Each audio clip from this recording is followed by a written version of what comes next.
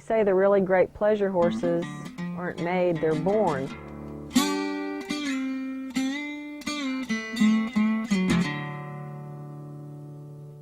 We never even really realized it when we were raising him because we never thought we'd point him in that direction, but he was a natural pleasure horse, and in all my years of experience with pleasure horses, I just sat there in awe and said, you know, wow, you can't train that, it's just born in them.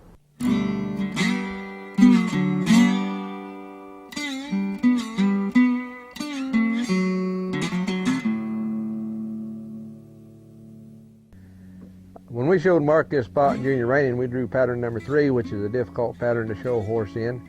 But Mark this spot showed really nice, really crisp and really clean. Mark this spot boogied right on around just like a little trooper, no bobbles anywhere.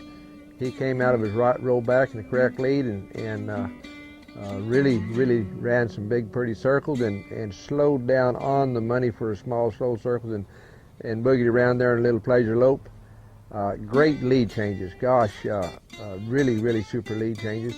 And of course his stops were great, but his turnarounds, he was so pretty and smooth in his turnarounds. He really showed in this junior reining class very nice. It was a lot of fun. Early on when Clint would show Mark this spot in the reining, everybody would just always make such a big deal about what a great mover he was and how he could lope so slow and pretty. And we really never thought to show him in the pleasure because he's reining bred and was doing very well in the reining. And one day Mike Mosier came up and said, why don't you let me show him in the pleasure for you? And Clint just said, okay, you know, we'll show him at the World. And, you know, the idea was just born right then and there for Mike to show him at the World. And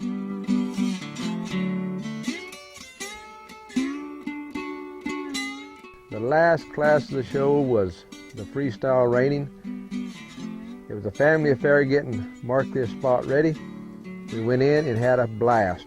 Mark this spot had fun. It was different than any other reining pattern he'd ever had. We had great music and a great crowd. It was a lot of fun.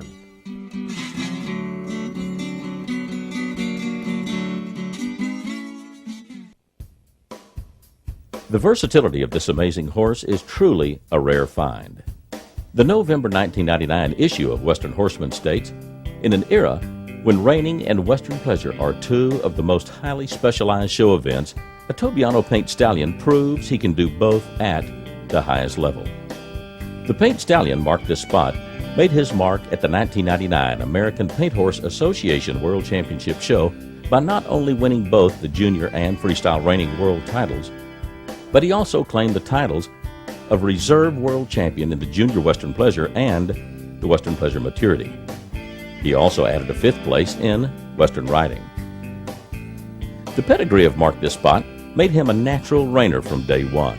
His sire, Sergeant Freckles, is a son of Colonel Freckles, a leading sire known for passing his performance abilities to his offspring. His dam, Cactus Christie, has produced 3 finalists in the National Reining Horse Association Futurity, including Mark this spot. His gentle disposition and natural athleticism has made Mark this spot very easy to train and handle. Clint and his son Zane not only have him going as a first-rate performer in reining and Western pleasure, but you can also heel a steer and turn a cow on him. Eye-catching good looks and striking color has made Mark this spot the choice of many advertisers to promote their products. He also has been chosen several times to grace the covers of various paint horse publications. In 1998, Mark this spot made his reining debut by winning the American Paint Horse Association World Show Champion Reining Futurity. He also earned a 10th out of 398 entries at the National Reining Horse Futurity and was the only paint horse to make the finals. In 1999, this young tricolored Tobiano Stallion had everybody talking at the American Paint Horse Association World Championship show. After winning the junior reining at the hand of his owner and trainer Clint Haverty, he returned to the pen in one of the most hotly contested classes at the paint world, the Junior Western Pleasure, as well as the 4-year-old Western Pleasure Maturity. Ridden by Mike Mosier, Mark this spot was named Reserve World Champion in both pleasure events. In an interview following the pleasure classes on Horseman's Radio Weekly, Mike Mosier told audiences, I thought he was one of the brokest pleasure horses I've ever stepped on.